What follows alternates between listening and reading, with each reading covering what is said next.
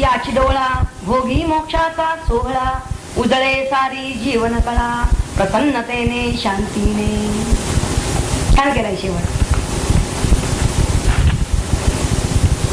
आता हे कसं व्हावं हे दुसऱ्या मुंडकामध्ये दुसऱ्या खंडामध्ये म्हणूया त्यांनी उलगडलेलं आहे. त्यासाठी जो उपाय आहे तो उपाय ते सांगणार आहे. मंत्र पहिला खंड दुसऱ्या मधला. आविहि सन्निहितं गुहाचरं नाम महत्पदमत्रैतत् समर्पितम् एजत् प्राणात् निमिषश्च यदेतज्जानथ सदसद्वरेण्यं परं विज्ञानाद् वरिष्ठं प्रजानाम्. नेमके शब्द वापरलेले आहेत. अन्वयादी बघूया. आविहि सन्निहितं गुहाचरं नाम महत्पदम् अत्र एतत् समर्पितम् यत् एजत् प्राणं निमिषत् च एतत् सत् असत् जानत् वरेण्यं यत् प्रजानां विज्ञानात् परं वरिष्ठम्. अर्थ बघूया आधी. जे हे आविहि म्हणजे प्रकाशरूप ब्रह्म सन्निहित आहे म्हणजे हृदयात चांगल्या प्रकारे स्थित आहे. ते गुहाचर म्हणून प्रसिद्ध आहे. गुहाचरम नाम. ते महत् पदम ते सर्वाहून महत् आणि पदम सर्वांचा आधार असल्यामुळे पद आहे. आपल्या शरीराला आधार कशाचा आहे? पद आपल्या पायाचा आहे. पायावर आपलं शरीर पडलेलं असतं. पद या शब्दाचा अर्थ आधार. आस्पद हा शब्द आपल्याला माहित असतो. आस्पद म्हणजे आधार. सृष्टीमध्ये ते चलनवलन करणारे आहे. चलनवलन एजत आणि प्राणान म्हणजे श्वासोच्छ्वास करणारे आणि निमिषाश्च आणि पापण्यांची उघडझाप करणारे असे सर्व जीव त्यातच समाविष्ट आहे. अत्र एतत् समर्पितम जे सत असत स्वरूप आहे. सदसद आणि वरेण्यम जे सर्वांना वरण्यास म्हणजे प्रार्थना करण्यास योग्य आहे. आणि जे विज्ञानात परम म्हणजे विज्ञानाच्या पलीकडील त्याहून श्रेष्ठ आणि जे सर्व प्रजांमध्ये वरिष्ठ आहे. प्रजानां वरिष्ठ ते ब्रह्म जानथ जाणून घ्या. ज्या पुरुषाला मुळात महावाक्याचा उपदेश करून अप्रोक्ष ज्ञान होत नाही. नुसतं महावाक्य सांगितलं आणि लगेच अप्रोक्ष ज्ञान झालं असं होत नाही. अशा मनुष्याच्या बाबतीमध्ये त्याला तत्वज्ञान होण्याचा दुसरा उपाय सांगावा या हेतून उपायांतराचा निर्देश तिथं केलेला आहे. महावाक्याचा उपदेश झाला पण तेवढ्यानं काही अजून अप्रोक्षानुभूती आलेली नाही. मग त्यांना काय करावं? ते म्हणतात अरूप असं जे अक्षररूपी ब्रह्म ते कोणत्या प्रकारानं जाणण्यास योग्य आहे? तर महावाक्यार्थाचं मिळालंय त्याला महावाक्य, परंतु त्याचं पुनः पुन्हा निदिध्यासन आणि श्रुती अनुकूल श्रुतीने जसं सांगितलेलं आहे त्यानुसार तर्क करणं, तसं तर्काचं अनुसंधान हाच त्याला उपाय आहे. उपनिषद कशासाठी शिकायची आहे? तर वाढण तसा विचार करण्यासाठी नाही. श्रुती जसा तर्कसंगत तर्कशुद्ध विचार करतात तसा विचार त्यांना करायचा आहे. आणि जे महावाक्य दिलेलं आहे त्या महावाक्याचा निदिध्यास घ्यायचा आहे. पुन्हा तेच घोटायचंय, तेच त्याच चिंतन करत राहायचंय. आविही हे प्रकाशवाचक अव्यय आहे. पहिलं जे अव्यय आलेलं आहे ना आविही. जगत उपलब्धी स्वरूपानं ब्रह्म हे सदैव प्रकाशमान आहे. या जगताच्या रूपानं ते प्रकाशित झालेलं आहे. ब्रह्म कार्यरूपाला आलेलं आहे. अशी त्यानं भावना करावी. आधी ही भावना होत नाही त्याची. या जगत आपल्या विविधतेला विषमतेला तो बघतो म्हणतो म्हणजे हे ब्रह्म असं वाटतं त्यांना, परंतु व्यक्त ब्रह्म तेच आहे. सर्व प्राणी मात्रांच्या हृदयामध्ये दर्शन, श्रवण इत्यादी उपाधी धर्मानं मुळात ते आविर्भूत झाल्यासारखं वाटतं. ज्यावेळी आपण ऐकतो, पाहतो, हा कशाचा प्रकाश आहे? त्या आत्म्याचा ब्रह्माचा प्रकाश आहे, नाहीतर आपण पाहू शकणार नाही, ऐकू शकणार नाही. म्हणून हे प्रकाश रूप ब्रह्म सन्निहित आहे. ज्या अर्थी आपण पाहतो, ऐकतो, त्या अर्थी ते आपल्या ठिकाणी आहे. तो आत्मप्रकाश म्हणजे ते आपल्या सन्निहित, अत्यंत जवळ आहे. सन्निहित म्हणजे सन्निहित म्हणजे हृदयात चांगल्या प्रकारे स्थित आहे. आवी म्हणजे प्रकाश, हा जसा अर्थ आहे तसाच प्रगट असाही आवी शब्दाचा अर्थ आहे. आणि जे प्रगट आणि अगदी जवळ असलेलं, किंबहुना जे प्रगटाच्या जवळ आहे अगदी असं असलेलं ते म्हणजे जे आपल्याला अहम प्रत्ययानं अनुभवात येणार आहे, अहम स्फुरणाच्या रूपात. आणि हे अहमस्फुरण कुठून आहे? त्या आत्मस्वरूपामधूनच आहे. ते अहमस्फुरण हे व्यक्त स्वरूप, प्रगट स्वरूप आहे. तिथं त्यांनी म्हणले आणि ते त्याच्या अत्यंत जवळ आहे त्या आत्मस्वरूपाच्या. तेव्हा जे सर्वांच्या हृदयरूप गुहेमध्ये राहणार आणि गुहेत पुन्हा संचार करणार आहे. चरण हा शब्द, गुहाचर हा शब्द त्याला वापर आहे. नुसतं गुहेत नीट आहे, गुहेत आहे म्हणण्याचं कारण काय आहे? आणि ते गुप्त आहे, तसं पटकन कळणार नाही. जी एखादी गोष्ट गुहेत आहे ती दडलेली आहे ना, स्पष्टपणे दिसत नाही. पण असं असलं तरी हा मात्र गुहेत असून सुद्धा संचार करतो. गुहाचर हा शब्द वापरलेला आहे. कशाच्या रूपाने संचार करतो? तर पाहणे, ऐकणे इत्यादी प्रकाराने हा गुहाचर म्हणून प्रख्यात आहे. कारण हे सगळ्या अखिल आपल्या ज्या क्रिया होत आहे त्याच्याच प्रकाशात होता. ती ज्ञानवृत्ती, ती अंतःकरण वृत्ती त्या आत्मप्रकाशात प्रकाश तिला मिळालेला आहे. आणि ती ज्ञानवृत्ती मग इंद्रियद्वारे बाहेर टाकते.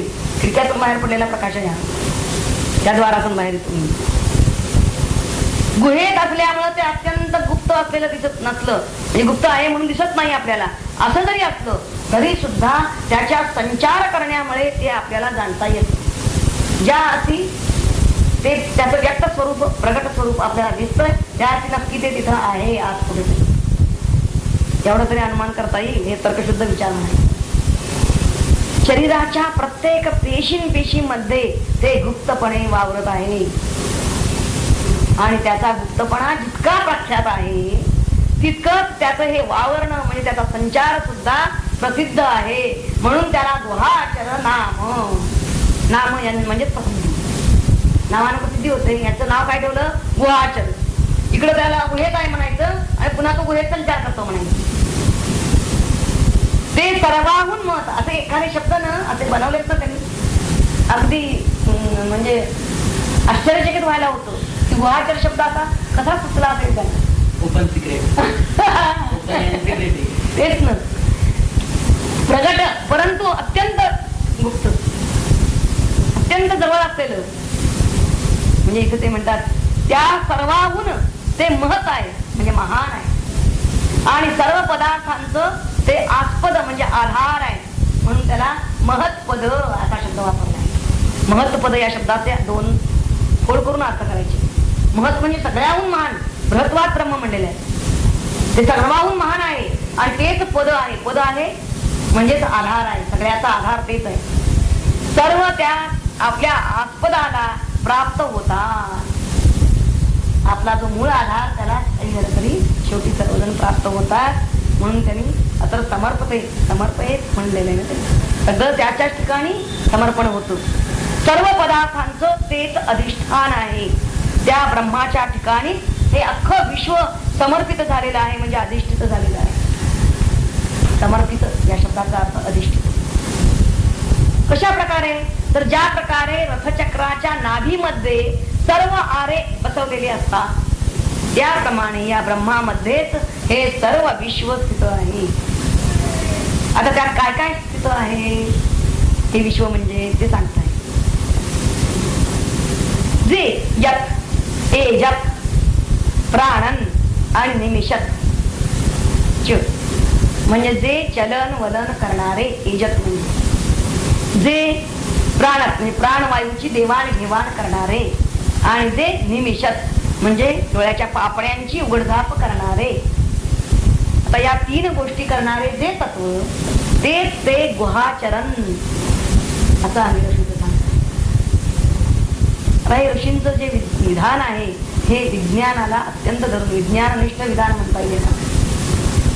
म्हणजे आपल्याला ते जर उलगडता आलं तर चकित व्हायला होतं की अंगिरस ऋषींना इतकं विज्ञाननिष्ठ विचार त्यांनी कसा केलेला आहे. इजत हा त्यातलं पहिलं पद पाहूया. इजत म्हणजे चलन वलन करणे, म्हणजे नुसती हालचाल करणं नव्हे, श्वासाबरोबर होणारी हालचाल इजत म्हणलेलं आहे. त्याबरोबर हृदयाची स्पंदनं ही सुद्धा हालचाल आहे. आंतड्यांची हालचाल कोणती कोणती ही आधी लक्षात घेतली पाहिजे. आकार आणि वजन वाढत जाणं, हालचाल असेल तर आकार आणि वजन वाढत जातं. पेशींची हालचाल आहे, इतकंच काय तर पेशींमधल्या वायूची हालचाल आहे, पेशीमधल्या द्रवाची हालचाल आहे. आणि या सर्व गोष्टी हालचाल या शब्दामध्ये गृहीत आहेत. आणि अशी हालचाल जिथं असते तिथं गुहाचरण आहे असं अंगिरस ऋषी म्हणतात. दुसरं पद घेतलंय त्यांनी प्राणात, म्हणजे प्राणवायूची देवाणघेवाण, हे दुसरं लक्षण सांगितलं. गुहाचरणचं अस्तित्व दाखवते काय तर प्राणवायूची हालचाल ही मुळात दिसत नसली तरी चालू असते. प्राणवायूची जरुरीच नाही असा प्राणी असतच नाही. म्हणून सर्व प्राण्यांमध्ये हा गुहाचरण असतो. प्राणवायूशिवाय तो प्राणी असणारच नाही. अंगिरसांनी हे एक त्याचं वैशिष्ट्य सांगितलं. आणि तिसरं वैशिष्ट्य फार महत्वाचं सांगतात, निमिषत म्हणजे डोळ्यांची उघडझाप करणारे. ही उघडझाप 3 प्रकारांनी होत असते. पहिल्या प्रकारची उघडझाप म्हणजे ज्यावेळी आपण सतत जागृत अवस्थेत असतो त्यावेळी ती होत असते, नकळत होत असते, निमिष निमिष सहजरित्या डोळे उघडझाप करतात. दुसऱ्या प्रकारची उघडझाप केव्हा होते, ज्यावेळी डोळ्याला काही लागतं त्यावेळी लगेच तो झाकून घेतो. आणि तिसऱ्या प्रकारची उघडझाप ही जागेपणची डोळे उघडे ठेवण्याची क्रिया आणि झोपेतील डोळे बंद ठेवण्याची क्रिया या अर्थानं होते. म्हणजे आपण झोपलेले असताना डोळे बंद करून घेतो आणि जागा होतो त्याला उघडतो, ही क्रिया आहे. परंतु निमिषत या शब्दानं झोप आणि जागेपणा या क्रिया सुद्धा दाखवलेल्या आहेत, हे लक्षात घ्या. झोपतो त्यावेळेला का डोळे उघडे ठेवून कोण झोपतो का? जागा आहे त्याला डोळे मिटून जागा आहे. म्हणजे जागेपणाचं निदर्शक डोळे उघडे आहेत. म्हणून या क्रिया 2 दाखवल्या जातात. आणि या क्रिया डोळे नसलेल्या प्राण्यात सुद्धा असतात. ते म्हणतात इतकंच काय, एक पेशीय प्राणी जो आहे त्या प्राण्यामध्ये सुद्धा झोप ही असते, क्षणभर असते ती, म्हणून तेवढी चटकन आपल्या लक्षात येत नाही. पण निमिषत हे लक्षण महत्वाचं यासाठी आहे की त्याच्यावरून जिवंतपणा सिद्ध होतो. हे जे तिसरं लक्षण त्यांनी दिलेलं आहे जिवंतपणाचं लक्षण आहे. कसं तर डॉक्टर लोक मनुष्य मेला आहे की नाही याची जर खात्री करून घ्यायची झालं तर ते चिकित्सा करताना ही 3 लक्षणच वापरतात. म्हणजे प्राणच पहिलं, श्वास चालू आहे की नाही. दुसरं एजत म्हणजे त्याची हृदयाची धडधड चालू आहे की नाही, हालचाल हृदयाची. आणि तिसरं निमिषत, ते काय करतात त्याच्या डोळ्याला बोट लावून बघतात, हात लावून, आणि तो मिटतो का हे बघतात. या तीनही लक्षणं जर नसतील तर मग मृत्यू झाला असं ते पक्क समजतात. मिचकणं जर नसेल, आपलं डोळ्यात मिचकावण्याचा प्रकार जर नसेल तर मेंदूचं कार्य बंद पडलेलं आहे असं समजावं. डोळे मिचकत नसतील तर न्याय वैद्यक या आधुनिक शास्त्रानं मृत्यू निश्चित करण्यासाठी ठरवलेली 3 लक्षणं नेमकी हीच आहेत जी अंगिरसांनी सांगितलेली आहे. तेव्हा यावरून त्यांच्या बुद्धीची झेप किती मोठी होती अंगिरस ऋषींची हे आपल्याला लक्षात येतं. ही 3 लक्षणं जमणं हे आत्म्याच्या अस्तित्वाशिवाय शक्यच नाही. तिथं आत्मा आहे, तो गुहाचरण आहे, म्हणून ही 3 लक्षणं त्या जीवात दिसून येतात. एखादं यंत्र एक वेळा हालचाल करी, प्राणवायूचा सुद्धा तिथं वापर केला जाईल, परंतु डोळ्याची उघडझाप तिथं आपल्याला दिसून येणार नाही. यंत्रात एखादी बाहुली डोळ्याची उघडझापी करेल, हालचाली करेल, तसं यंत्र त्यात बसवलेलं असेल, परंतु डोळ्यांची उघडझाप तीच करेल, पण प्राणवायू तिला वापरता तिथं वापरला जाणार नाही, म्हणजे श्वासोच्छ्वास तिथं होणार नाही. म्हणजे यंत्र बाहुली हे काही सजीव नाही. ज्याला जीव आहे, तेजात, प्राणात आणि निमिषात असा जो जीव, तोच सर्व प्रजांमध्ये वरिष्ठ आहे, असा निरसन विज्ञानाच्याही पर्याय. विज्ञान म्हणजे विशेष ज्ञान, आणि हे विशेष ज्ञान आपल्याला कशानं होतं? बुद्धीनं होतं. म्हणून विज्ञानाच्या आणि बुद्धीच्याही आवाक्या पलीकडील असा हा जीव आहे. कितीही या देवाचं सगळं जाणून घेतलं आणि म्हणलं तरी बुद्धीनं हे कळणार नव्हे. बुद्धीला त्याचं आकलन होत नाही. विज्ञानाला सुद्धा प्रगती कितीही विज्ञानाची झाली असली तरी त्याला जीव म्हणजे काय हे सर्वार्थानं अजून कळलेलं आहे. हा जीव सत आणि असत या दोहोंच्या पेक्षाही श्रेष्ठ आहे. तो व्यक्त की अव्यक्त, मूर्त की अमूर्त, तो सूक्ष्म की स्थूल, हे काहीच सांगता येत नाही. त्याहून वेगळं असं जे ज्ञेय काहीच उरत नाही. त्याला एक जाणलं, त्या गुहाचराला की सगळं जाणल्यासारखं आहे. त्याला जाणणं हेच योग्य आहे. तोच एक वर्णीय म्हणजेच प्रार्थनीय म्हणजेच वंदनीय आहे. तसंच वरेण्य या शब्दाचा अर्थ श्रेष्ठ असा येईल. तेव्हा लौकिक विज्ञानाचा तो विषय नाही, तो सर्वाहून श्रेष्ठ आहे, अतिशय शुद्ध आहे, म्हणजेच शुद्ध याचा अर्थ दोषरहित आहे, आणि तोच मोठ्यात मोठा आहे. तो वाटतो त्याहून वरिष्ठ आहे. शेवटची पद जी आली मंत्रातली त्यांचा अर्थ या त्यालाच जाणून घ्या, त्याचाच साक्षात्कार करून घ्या. जाणून घ्या याचा अर्थ नुसतं शब्दानं नव्हे तर तुम्ही प्रत्यक्ष साक्षात जाणून घ्या. अत्यंत कळवळ्यानं अंगिरस ऋषींनी हे आपल्याला सांगितलेलं आहे. तर याच्यावरची वरदानंद भरतींची टीका. जाणण्यायोग्य काय आहे ते त्यांनी सांगितलं. या स्वयं प्रकाशी प्रकाश रूप हेची ब्रह्माचे स्वरूप, देही हृदया करू नकोप, वात्सल्याने राहते ते. देहामध्ये हृदया कोप करून, कोप म्हणजे गुहा असा अर्थ घेतलेला आहे. आणि ते प्रकाश रूप आहे. जे कोण ध्यान करत असतील त्यांना हे लक्षात येईल की ते प्रकाश रूप आहे. हालचाल श्वासोच्छ्वास विचार भाषण नरमास ब्रह्माचा प्रकाश व्यक्त चेतना रूपाने. म्हणून त्याची जवळीक सर्वातची आहे देख, श्रवण मननादीनी सुरेख दर्शन त्याचे होत जीवा. यामुळेची विशेषी गुहाचर हे नाम त्याची, दर्शनाच्या सुलभतेची सामिप्यतेने व्यक्त होते. ब्रह्मा आहे महत् पदवी कोणी नाही दिली नवी, कारण सर्वही स्वभावी ब्रह्मी जाते समर्पिले. जलप्रवाह सागरी वारा विरतो अंबरी, मिळून जाती बुंध्यावरी आराजेवी चाकाच्या. देवी सर्व समर्पित होते ब्रह्मस्वरूपात, व्यापकपणाने ते महत् सर्वार्थाने जागलेते. स्पंद कंपने हालचाल प्राणादींच्या क्रिया सकल, घडामोडी सृष्टीतील ब्रह्मसत्तेने होती की.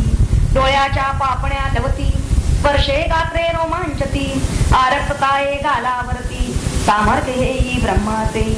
प्रतिभेतुनी स्फुरती कला सरसताये वाङ्मयाला, भक्ती प्रेम करी लीला ही क्रीडा ईश्वराची. असे नसे सारे काही असत यात, भले बुरे मध्यमतेही सामावून यांना राही ब्रह्मवरती सर्वांच्या. स्थूल सूक्ष्म मूर्त अमूर्त सर्व सामावे ब्रह्मात, त्या व्यापका व्यतिरिक्त काही कोठे उरते ना. सर्व श्रेष्ठता ब्रह्माचे विचारे हे कळो येते, म्हणून या भजणे त्याचे आहे हिताचे जीवाच्या. विचार मार्गाने जा असं त्यांनी सांगितलं नाही. त्याला भजन याचा अर्थ त्याचा विचार करणं, हे आत्मचिंतन करणं, यातच जीवाचं खरं हित आहे असं त्यांना.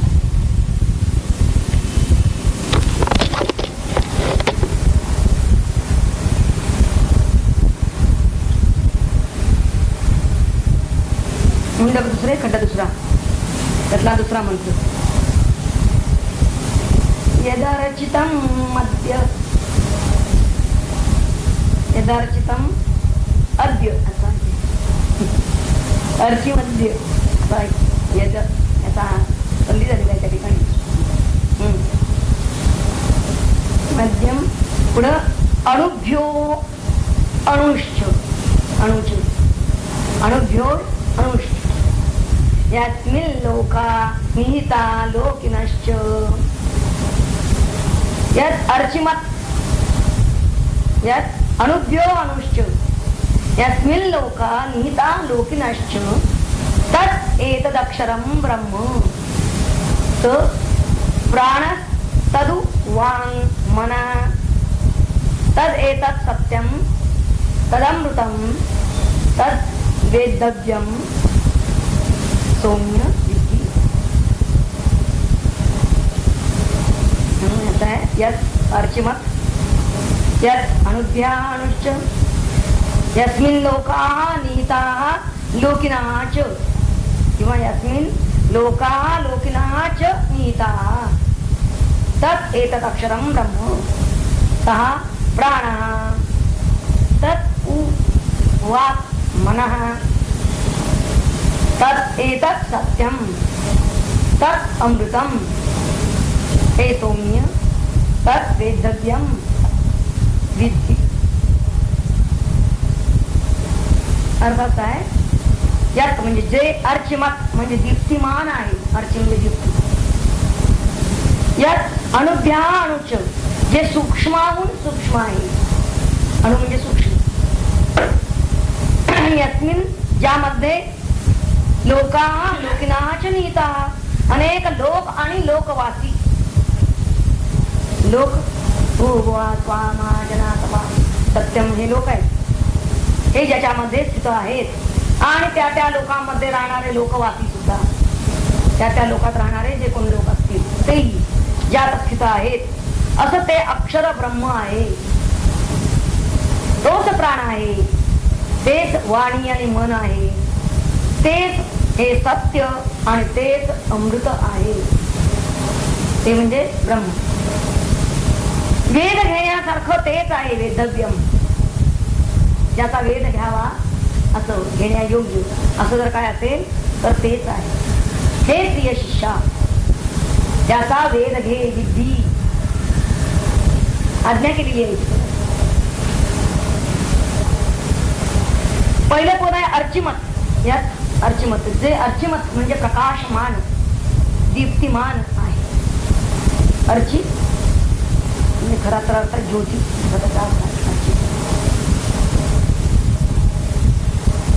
ज्याच्या प्रकाशानं सूर्य चंद्र यांचं सुद्धा प्रकाशन होतं असं ते ब्रह्म. असं आहे ते ज्योतिर्मय आहे. अर्चिमत सूर्य चंद्रादी ह्या ज्या भौतिक ज्योती ह्या ज्योतींनी काय होतं अंधकाराचं आवरण दूर होतं. फरक लक्षात घ्या. आणि ही ब्रह्म ही ज्योती कशी आहे की या ज्योतीनं अज्ञानाचंही आवरण दूर होतं.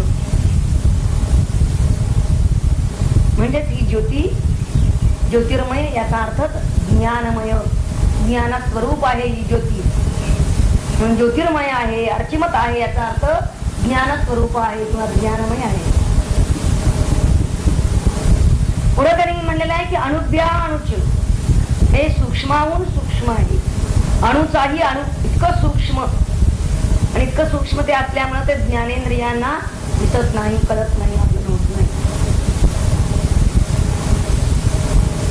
आणि ते बृहत किती आहे त्याला ब्रह्म म्हणलं कारण ते बृहत आहे म्हणून. पण ते किती बृहत आहे ते इतकं बृहत आहे की त्याच्यामध्ये ही चतुर्दश भुवन ही सुद्धा त्यात सामावलेली आहे. सर्व लोक म्हणजे ऊर्ध्वलोक आणि अधोलोक 7 ऊर्ध्वलोक 7 अधोलोक हे सगळे ज्यामध्ये सामावलेले आहेत. इतकंच काय या चतुर्दश लोक आणि त्या त्या लोकात राहणारे रहिवासी सुद्धा या सगळ्यांना जे आधार आहे जे आश्रयभूत आहे इतकं ते बृहत आहे. याच्या आधारावर असलेलं हे सगळं जे जे काही आहे सगळं अक्षर आहे, परंतु हे मात्र अक्षर आहे. सगळे जे जे स्थूल पदार्थ आहेत ते क्षर आहेत आणि हेच एक सूक्ष्म मात्र अक्षर आहे, म्हणजे अविनाशी आहे. अक्षर शब्द फोडायचा आहे, अविनाशी. हेच प्राण आहे, वाणी आहे, मन आहे, हेच सत्य आहे. आणि ते अविनाशी आहे तेच अबाधित असतं आणि जे सत्य असतं तेच अमृत असतं. कारण त्याला मर्त्यत्वाचा अभाव त्याच्या ठिकाणी आहे. अमृत. मनानच याचा वेध घ्यावा.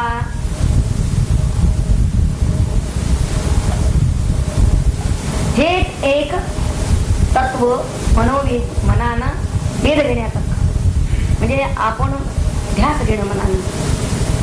हे मला हवंय, मनाला काय पाहिजे, सारखं काहीतरी हवं आहे, काहीतरी त्याला प्रिय आहे. तर असं जर त्या मनाचा स्वभाव आहे तर ते म्हणतात की त्या मनाला एकच तुम्ही हवेपणा दाखवा, एकच आवड त्याला दाखवा, एकच प्रिय म्हणून सांगा, एकच सुखावं म्हणून सांगा. कोणतं? हे ब्रह्म. त्या मनाला तुम्ही याचाच ध्यास द्या, याचाच वेध घडू द्या.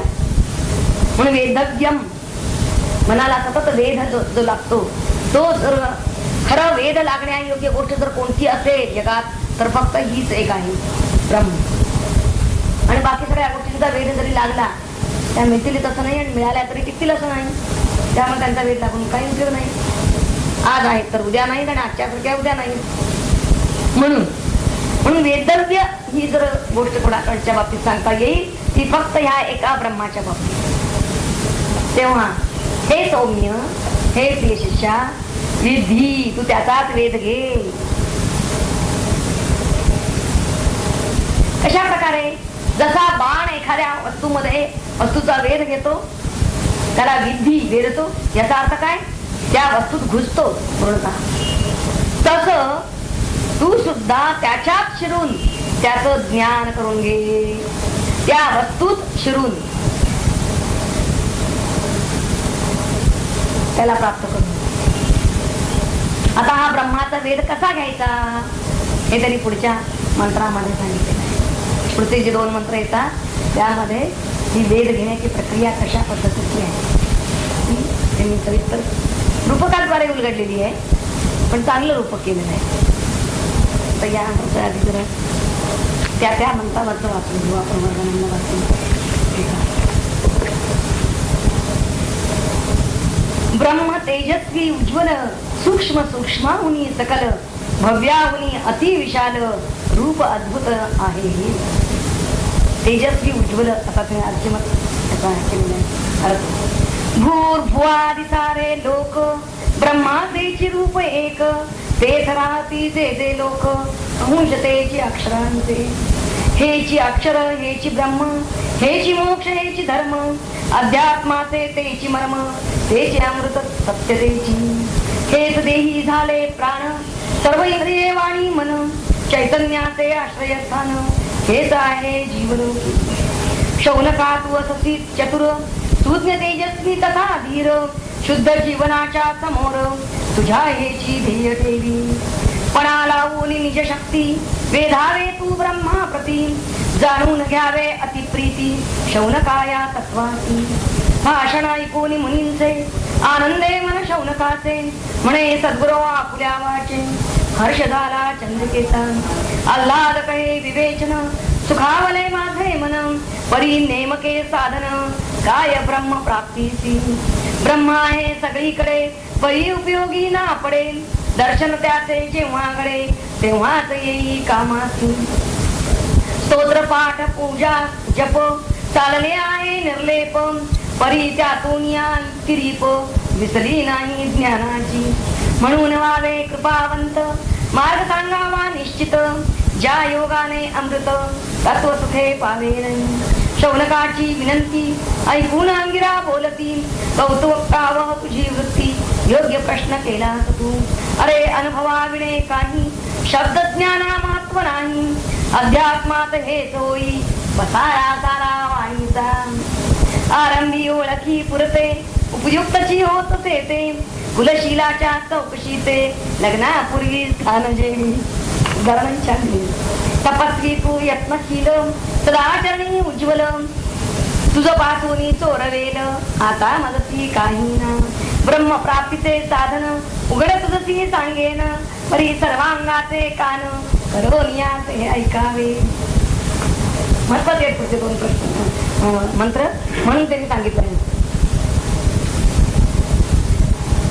त्यांना लाईट असा तर लावून द्या.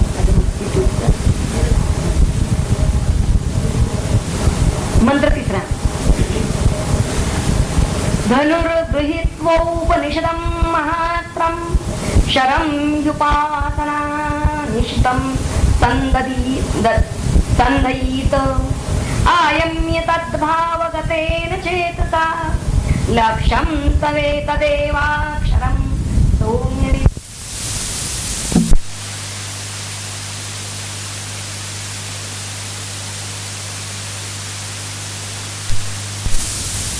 लक्ष्यम अर्थात आहे उपनिषदामधील उपनिषदातील महास्त्र रूप धनुष्य घेऊन उपासनेने तीक्ष्ण केलेला बाण निषितम संधगीत म्हणजे त्याला जोडावा.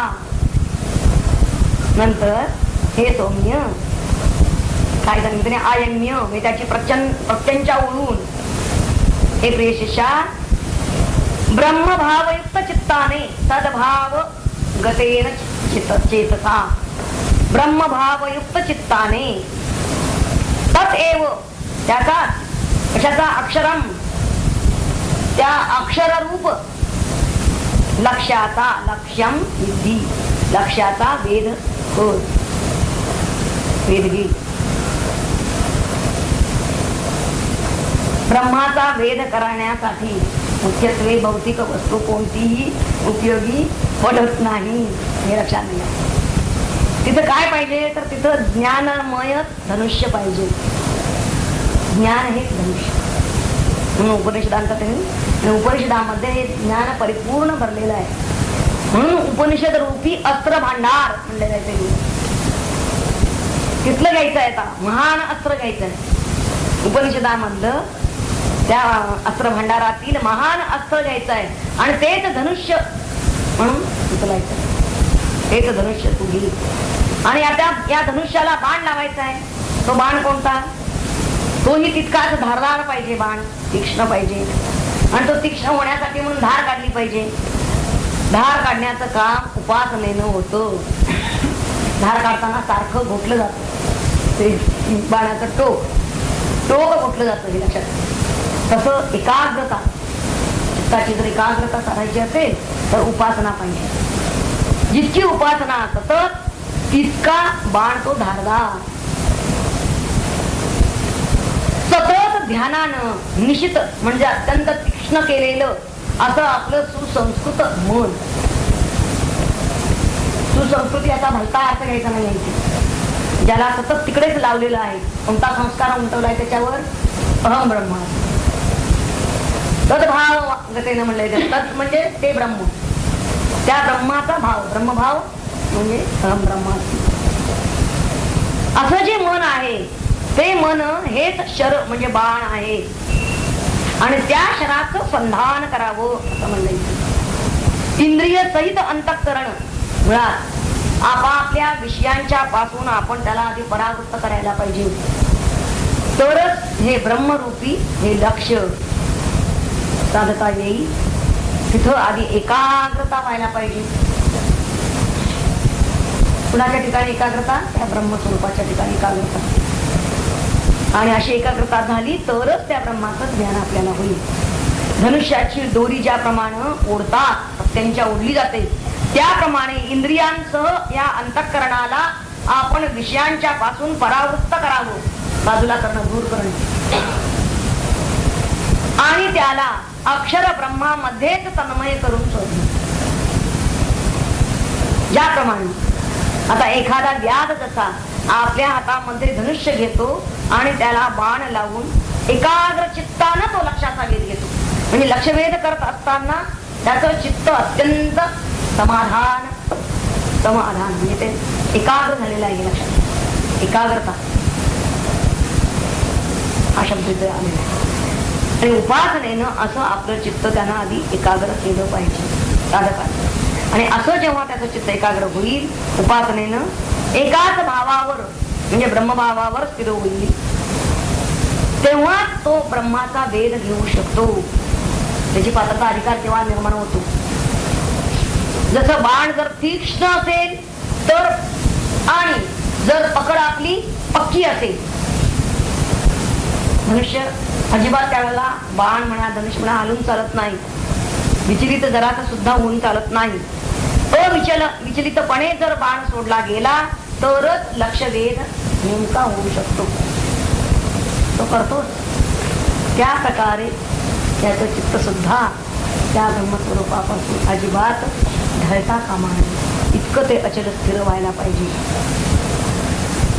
आता इथं त्यांनी धनुष्य कोणता बाण कोणता हे काही याच्यात सांगितलं नाही. ते आता पुढच्या मंत्रात ते सांगतात धनुष्य कोणता बाण कोणता आहे. फक्त त्या उपनिषद रूपी त्या भांडारामध्ये हा महान बाण आहे, महान धनुष्य आहे एवढं तरी सांगितलं. पुढच्या मंत्रामध्ये ते सांगणार आहे. तोही मंत्र घेऊ सगळं आणि मगच आपण ती कवच. मंत्र चौथा. प्रणवो धनु क्षरो ह्यात्मा ब्रह्मतल्लक्षमुच्यते अप्रमत्तेन वेद्धव्यम् शरवत् तन्मयो भवे. प्रणवा धनुः आत्मा क्षरः ब्रह्म तल्लक्षम उच्यते अप्रमत्तेन वेद्धव्यम्. वेद घ्यायचा आहे. शरवत् तन्मया भवे. प्रणव हेच धनुष्य ओंकार, ओंकाराला धनुष्य म्हणलेलं आहे. आणि सोपाधिक आत्मा हा बाण आहे. त्याचं जे आत्म हा नाही सतत मीची विशुद्ध जाणीव तिला बाण केलेलं आहे. आणि ब्रह्म हे त्याचं लक्ष्य आहे. सावध चित्तानं अप्रमत्तेनं आणि अत्यंत सावध चित्तानं वेद्धव्यम वेध करावा.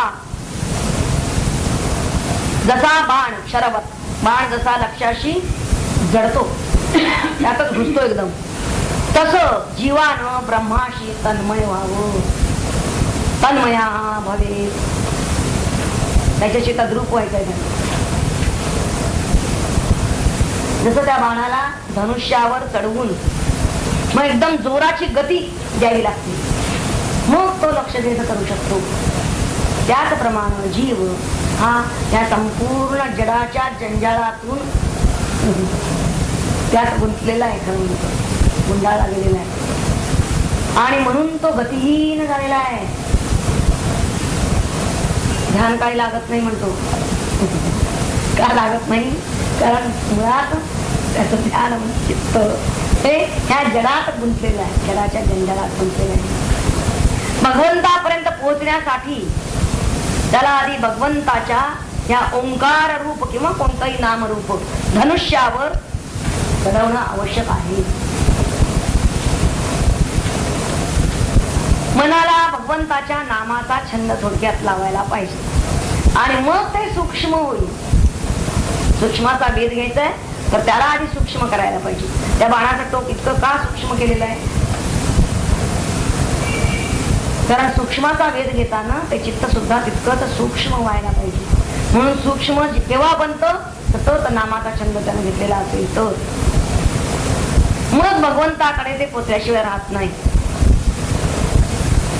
मागचा जो मंत्र होऊन गेला त्याचं स्पष्टीकरण या मंत्रात त्यांनी केलेलं आहे की प्रणव रूप जो ओंकार ते धनुष्य समजा आणि ते महान अस्त्र आहे, सामान्य नाही. लक्षाच्या ठिकाणी बाण सोडण्याचं साधन हे म्हणजे धनुष्य आहे.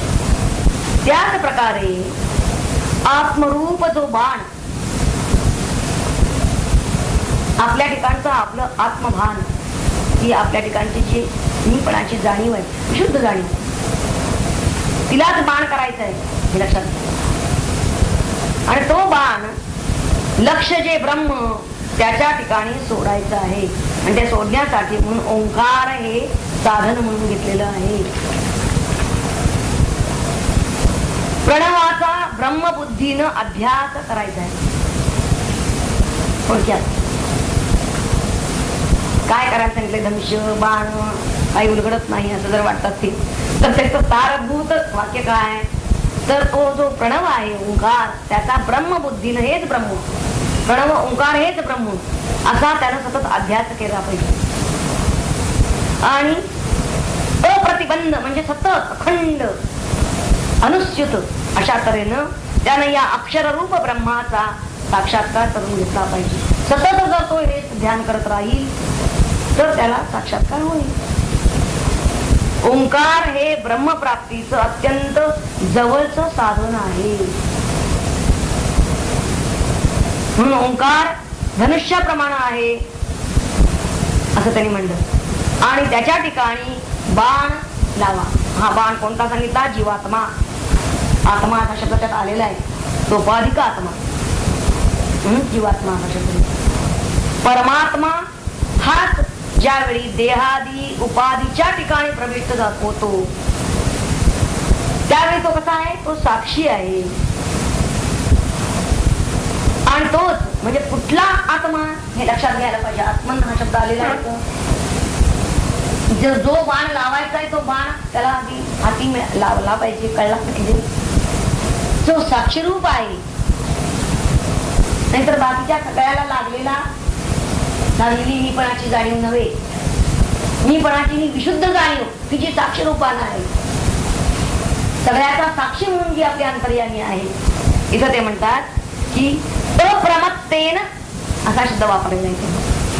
म्हणजे बाह्य विषयाची प्राप्ती किंवा तद विषयक जी काही तृष्णा असेल त्याच्या ठिकाणी अजिबात ज्याला आसक्ती नाही, त्या आसक्तीचा प्रमाद तो करत नाही, त्या प्रमादानं जो रहित आहे, याचाच अर्थ एकाग्र चित्तानं केवळ ब्रह्माचा वेध घेतो आहे. अन्य विषयाचं चिंतन ते चित्त करत नाही. थोडक्यात अन्य कोणत्याही विषयाला लागलेलं नाही, फक्त विषय त्याचा एक ब्रह्म आहे असं जे चित्त आहे. आता इथे त्यांनी सांगितलं शरसंधानाच्या वेळी जशी एकाग्रता पाहिजे, जशी तद्रूपता पाहिजे, त्याच प्रकारे या देहादी उपाधीचा त्याग करून त्यानं ह्या अक्षररूप अशा जीवाचं खरं स्वरूप जे ब्रह्म ते त्यानं मिळवावं, म्हणजेच त्याच्याशी तद्रूप व्हावं. इथं त्यांनी म्हणलंय प्रणवच ब्रह्म आहे. आणि असं जो कोणी ध्यान करतो त्या ध्यान करणाऱ्या आणि सर्व इंद्रिय समूहांना आपल्या ताब्यात ठेवणाऱ्या त्या पुरुषाला, इंद्रिय निग्रह त्याच्या ठिकाणी आहे, त्याला प्रणव वासनाची आहे. त्या प्रणवावरती तो जणू काही प्रणवोपर झालेला आहे म्हणूया आपण, प्रणव परायण झालेला आहे म्हणूया, सतत प्रणवामध्येच आहे. म्हणजे प्रणवानं मर्यादित झालेलं जर चिद्भान, ही जी मूळ अहमची जाणीव आहे त्याच्या ठिकाणची, अहम विशुद्ध कशालाही न लागले चिकटले, यालाच चिद्भान असं म्हणतात. ही ज्ञानावरती त्याच्या ठिकाणी स्फुरत असते. ही जी स्फुरत असते हाच बाण. आणि ह्या बाणानं त्यानं लक्षवेध करायचा आहे. ज्याचा लक्षवेध करायचा आहे ते आहे ब्रह्म. याचा अर्थ त्यानं या अहमनं त्या ब्रह्माचं, त्या ब्रह्म म्हणा तुम्ही त्याला सहा म्हणा काही म्हणा, त्याचं अनुसंधान सतत ठेवायचं. अनुसंधान ठेवणं,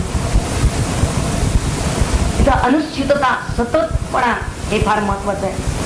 आणि हेच प्रणवाच्या ठिकाणचं शरसंधान आहे.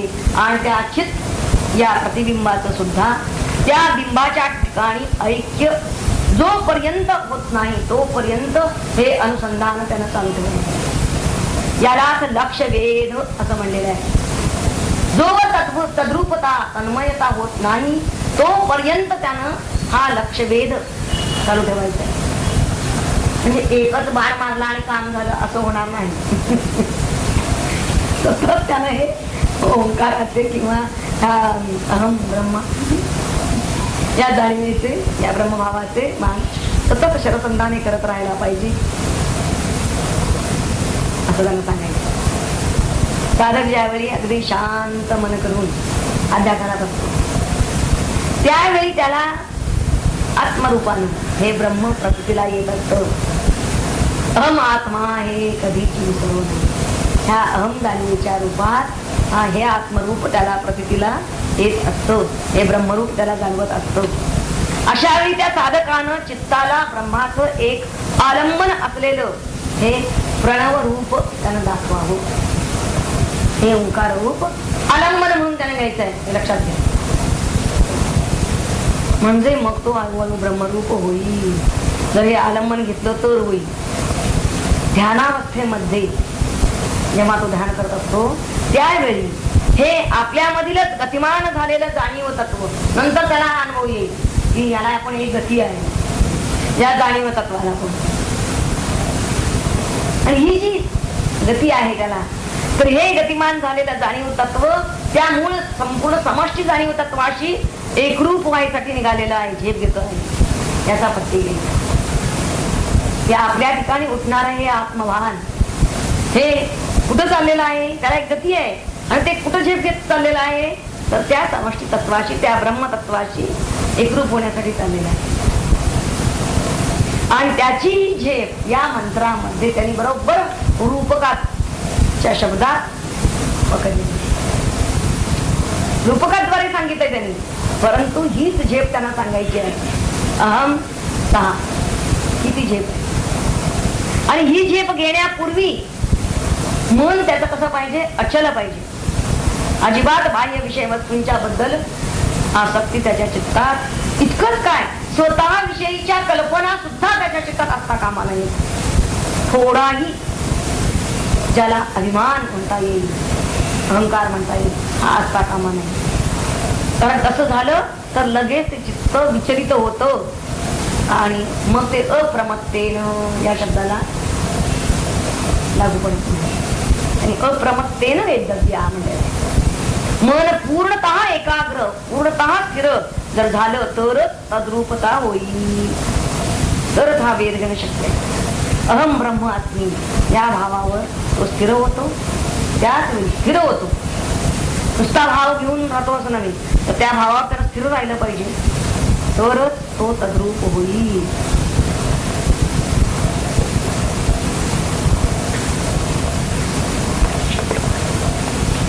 चौथा मंत्र, तिसरा आणि चौथा मंत्र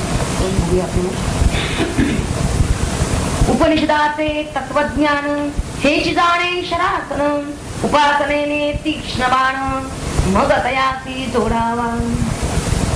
धनुष्य मनाच्या शक्तीने आकर्णते ओढणे, लक्ष पुढती नीटपणे ठेवी अक्षर ब्रह्माचे. तदा शौनक म्हणाला संक्षिप्त बोध झाला, मजसारिख्या सामान्याला तेणे काही उमजेना. अधिक स्पष्टपणाने मजसिये उपदेशणे, आपण उदार मग कामने संकोचावे मागतानी. आचार्य वदती हसुनी हो कथितो उलगडोनी, उत्कटताये कळोनी साधकासी पाहिजे ती. शांतपणाने ऐकावे, चित्तन कोठे कळो द्यावे, एकाग्रताये चालन बरवे आहे ज्ञान ग्रहणाचे. चौथा मंत्र. सर्व उपनिषदाचे सार एक आहे ओंकार, ओंकार रूपाने साकार जणू झाली ब्रह्मविद्या.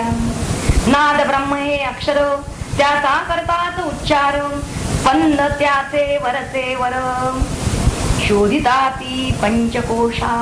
काय होतं त्या ओंकाराच्या उच्चाराने पहा. धनुष्य या ओंकाराचे साधकाने करावे साचे, अंतःकरणा बाणाचे हानी त्याने योजावे. इथं अंतःकरण असा शब्द घेतलाय आत्मा याबद्दल. घेऊन उपासनेची सहाण, अंतःकरणाचा बाण साधकाने करावा तीक्ष्ण कौशल्याने प्रयत्नाने नाना विकार अहंकार या मनाचे असती थर अंतःकरणावरती फार नाशी त्याची उपासना विनम्रता अनासक्ती त्याग श्रद्धा धीर वृत्ती शुद्धाचरण सततताती उपासनेची सहकारी. उपासनेसाठी काय काय आवश्यक आहे ते इथे दिलेलं आहे. विनम्रता अनासक्ती त्याग श्रद्धा धीर वृत्ती शुद्धाचरण सततता सातत्य. जो जो मावळे अहंकार तो तो विकारा नुरे थार बुद्धी प्रती चढते धार स्थिरता येते चित्तासी. योद्धे युद्धभूमी वरती पणा लावून सर्व शक्ती आकर्ण ओढून सोडिती बाण घुसे लक्षामध्ये. पणा लावून सर्व शक्ती असं मनुष्य करतो का परमात्म्यासाठी प्रयत्न? सर्व शक्ती असे नसेल सर्व शक्ती पणाला लावून जसं त्या युद्धावरती युद्धे भिडतात त्या प्रकारे बाण इतुका खोल जातो ज्यावेळी असा आकर्ण ओढून धरतो तो बाण त्यावेळी की पुन्हा ना काढवे तो. तसं त्यानं ते जे ब्रह्मात्मी भावना आहे ना की त्याची अशा तऱ्हेनं पुन्हा न काढवे ती तिथून पुन्हा हलता कामा नाही. ब्रह्मलक्ष जो ठेवितो तच्चित्ताचे तसे व्हावे. ध्यानाभ्यास बळावरी चित्ता एकाग्रतावरी एकाग्रता येता पुरी वेध घेते ब्रह्माचा. करिता ध्यानाचा अभ्यास हार जपावे अंतरास. ध्यान करतो आहे पण ते म्हणतात की ध्यान करत असताना त्याला काय लक्ष पाहिजे त्याचं आपल्या अंतःकरणाकडे लक्ष पाहिजे त्याला जपलं पाहिजे ना. प्रमादाची आसपास मुळी येऊ द्यावे ना. व्याधी नसावा शरीरी वेदना ज्याची चंचल करी कुण्या विषय भोगावरी लव नसावी आसक्ती. सातत्याचा अभाव हा शत्रू सर्वसैव अल्पांशी आळसावाव साधकाने देऊ नये. कोणत्या कोणत्या गोष्टी टाळल्या पाहिजेत त्याने हे सांगितलं आहे. ध्यानाभ्यास करत असताना प्रमाद होता कामा नाही. शरीराला व्याधी असता कामा नाही कारण त्यामुळे मन चंचल होईल गेलं नाही. कुठल्याही विषय भोगावरती त्याची आसक्ती जाता कामा नाही लव सुद्धा क्षणभर सुद्धा. आणि सातत्याचा अभाव नको म्हणजे खंडितता उपयोगाची नाही. अल्प सुद्धा आळस नको असं सांगितलं. अश्रद्धा ना उमटू द्यावी अजून सांगणं संपलेलं नाही. अश्रद्धा नको म्हणतात. साधनी प्रीती असावी. जे साधन करतोय त्याच्याबद्दल त्याला आवड पाहिजे. निश्चित वेळा सांभाळावी. त्याची वेळ जी आहे ना ती सांभाळली पाहिजे निश्चित. शक्य ती तुकी प्रभातीची. हार करू नये हट हटाना ध्यान करू नये.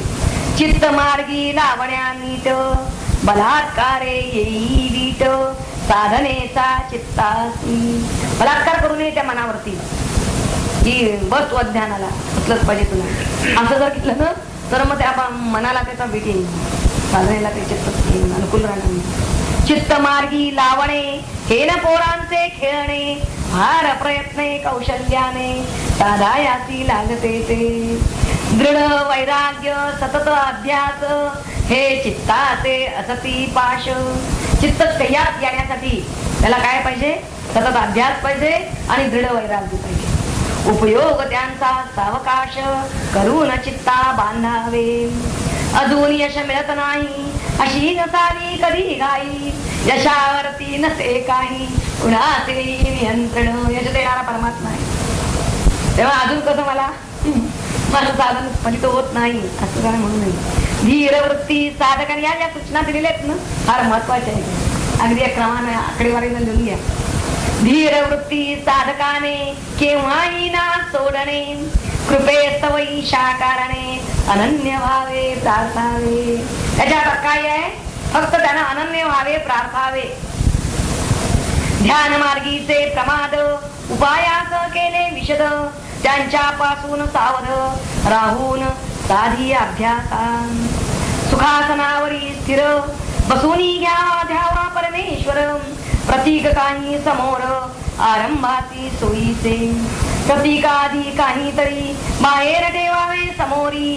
तेथे स्थिरता साधल्यावरी हात तेची भावावे. नाधी कमल हृदय स्थान क्रमे आज्ञा चक्र जाण. तेथून पुढती विलीन ध्यानात ध्यासे चित्त होते. चित्त कसं विलीन होत जातं हे पण त्यांनी क्रम सांगितलेला आहे. नाभी कमल, नंतर हृदयस्थान, नंतर आज्ञाचक्र, तिथून ते प्रसन्नतेचे चांदणे वर्षे शांती सुगंधाने होत नाही ते पूर्णपणे भान साऱ्या द्वैताचे. मग मावळते सबाह्य वृत्ती होते तन्मय आनंदाच्या सागरी दय होतो सुखाच्या लहरीचा. तदा लाभते जी का स्थिती शब्दांची ना तेथे गती स्पर्शन जसे ना सोसती कोमलाती कंटकाचे. शब्द हे हा कंटक ठरतो त्या ठिकाणी असं म्हणायचंय. मंत्र 5. यस्मिन् द्यौहि पृथिवी चान्तरिक्षमोत्तम मनः सह प्राणैश्च सर्वैः तमेवैकं जानथ आत्मानमन्या वाचो विमुञ्चथ वाचो विमुञ्चथ अमृतस्यैषैस्तेतुः. यस्मिन् द्यौः पृथिवी च अंतरिक्ष ओतम च सर्वैः प्राणैः सह मना तम् एव एकम् आत्मानं जानथ अन्या वाचा विमुञ्चत. स्पष्ट शब्दात सांगितलं या मंत्रामध्ये. एषा अमृतस्य सेतू. जसं आपण भूभुवा स्वाहा म्हणतो तसं इथं स्वर्लोक, पृथ्वी आणि अंतरिक्ष हे ज्यामध्ये तसंच सर्व प्राणांसह मन ज्यामध्ये ओतप्रोत आहे त्या एका आत्म्याला किंवा ब्रह्माला इथं त्यांनी आत्मा शब्द वापरलेला आहे. जाणा. बाकीची सगळी वटवट सोडून द्या. बाकीचं बोलणं सगळं सोडून द्या. कारण आत्मज्ञान हा अमृताचा सेतू आहे. अमृतत्व मिळवण्याचा सेतू ज्ञान आहे आत्मज्ञान. आणि बाकीचं सगळं जे काही शब्दानं ज्ञान होत असतं ते अन्यथा ज्ञान आहे. ते काही तुम्हाला अमृतत्वाकडे नेणार नाही. अक्षररूपी ब्रह्म हे अत्यंत सूक्ष्म आहे आणि म्हणून त्याचं ज्ञान आपल्याला सहजासहजी होत नाही. ते आपल्याला सुलभ व्हावं, सुलभ रीतीनं व्हावं यासाठी म्हणून पुन्हा पुन्हा ते त्याचं वर्णन करताहेत. तेव्हा इथं त्यांनी असं वर्णन केलेलं आहे की ज्याच्या ठिकाणी ही पृथ्वी, हे अंतरिक्ष आणि हा स्वरलोक हे सगळे समर्पित ज्याच्या ठिकाणी झालेले आहेत, म्हणजे ज्याच्या ठिकाणामध्ये हे ओतप्रोत आहे, ज्याच्या ठिकाणी याचा अर्थ त्याची सत्ता, त्यात ते अधिष्ठान, आधार तो आहे या सगळ्याला, या त्रैलोक्याला आधार तो आहे. सर्व इंद्रियाचं मन जिथं समर्पित झालेलं आहे, जे सर्वाश्रय आहे, सर्वांचा आश्रय म्हणजे आधार आहे, असं जे एकमेवा द्वितीय अधिष्ठान स्वरूप आहे त्याचं ज्ञान तुम्ही करून घ्या, त्याला तुम्ही जाणा. बाकी सर्वांचा त्याग करा. विमुंचत अन्य जे जे काही असते आपल्या प्रत्येक स्वरूपाचं ज्ञान संपादन करा. थोडक्यात सांगतो त्याला जाणा म्हणजे कुणाला? तत् म्हणजे काय आहे? ते ब्रह्म अहम, ते ब्रह्म मी आहे. कोणत्या रूपात? अहम स्फुरणाच्या रूपात. त्या प्रत्येक रूपात आहे. म्हणून आपल्यातल्या प्रत्येक स्वरूपाला जाणा. प्रत्येक म्हणजे साक्षात आपल्याला जे प्रतीला येत आहे, प्रत्यक्ष प्रतीला येत आहे, अनुभूतीला येत आहे, त्याला जाणा. आणि जर येत नसेल तर ते कसं येईल त्यासाठी प्रयत्न करा. आणि ते कसं येईल हे मागे सांगितलं की आपलं चित्त जर का ते मलिन असेल तर ते प्रतिला येत नाही. म्हणून त्याला अधिक शुद्ध करायला पाहिजे, स्वच्छ करायला. उपासनेनं त्याला स्थिर करावं आणि मग त्याचं सूक्ष्म स्वरूप जे आहे ते अहम स्वरूप, शुद्ध स्वरूप ते प्रतिला येईल. तेव्हा हे आत्मज्ञानच मोक्ष प्राप्तीचा हेतू आहे. त्या अमृतत्वाचा पूल हेतू म्हणले त्यांनी. त्या संसार रूपी महासमुद्रामधून आपल्याला पार करणारा हा पूल आहे असं त्यांनी सांगितलेलं आहे. कारण जन्म मरण रूपी हा संसार सागर तरुण जाण्याचा आत्मज्ञानाशिवाय अन्य मार्ग नाही. हेच या मंत्रातून त्यांना सांगायचंय. मुख्य म्हणजे वाणीनं आरंभ होणारी जी विद्या, ती विद्या आपल्याला कर्माकडेच नेत असते. साधा विचार करून बघा. तेव्हा साधकानं ती टाकावी. नियमून घेऊन घ्या की वाणीनं आरंभ होणारी विद्या, शब्दानं जे जे काही शब्दात सांगितलं जातं, त्यातून जे शब्दद्वारे शब्दमार्गे शब्द हे माध्यम धरून जे काही आपल्याला ज्ञान दिलं जातं, ते ज्ञान आपल्याला क्रियेकडे प्रवृत्त करतो, कर्माकडे प्रवृत्त करतो. आणि म्हणून ते म्हणतात तुम्हाला त्यातून अक्रिय स्थितीत तुम्ही जाऊ शकत नाही. तुम्हाला जर अकर्ता स्थितीत अक्रिय स्थितीत जायचं असेल, नैष्कर्म्य स्थितीत जायचं असेल, अक्रिय म्हणण्यापेक्षा नैष्कर्म्य हा शब्द जास्त चांगला. तर त्या नैष्कर्म्य स्थितीचा अनुभव घ्यायचा असेल तर तुम्ही हे वाणीद्वारे जे जे काही ज्ञान तुम्हाला मिळतं ते सगळं तुम्ही टाकून द्या, सोडून द्या म्हणून सांगितलं. ते सगळं सोडा. मग आत्मज्ञानाचा पूल हाच फक्त अमृताचा आहे, अमृताचा आहे. आणि म्हणून तो जर ओलांडला तर जन्म मरण त्याला उरत नाही. त्या पुलावरून त्याची वाटचाल व्हायला पाहिजे, आत्मज्ञानाच्या पुलावरून.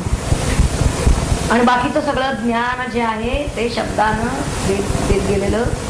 आत्म्याला सोडून बाकी सगळ्या गोष्टीचं ज्ञान मिळतं. म्हणजे भौतिक ज्ञान मनुष्याला एखाद्या विषयाचं नव्हे, अनेक विषयांचं कितीही जरी मिळालेलं असलं तरी त्या ज्ञानानं तो हे साध्य करू शकत नाही. अमृतत्व जर त्याला साध्य करून घ्यायचं असेल तर हे भौतिक ज्ञान सगळं त्यानं सोडून दिलं पाहिजे. भले त्याला कितीही त्यात पेचड्या मिळालेल्या असतील तरी सुद्धा. आणि मग त्याला फक्त आत्मज्ञानाच्या पुलावरून जायला पाहिजे. आत्मज्ञानाचा पूल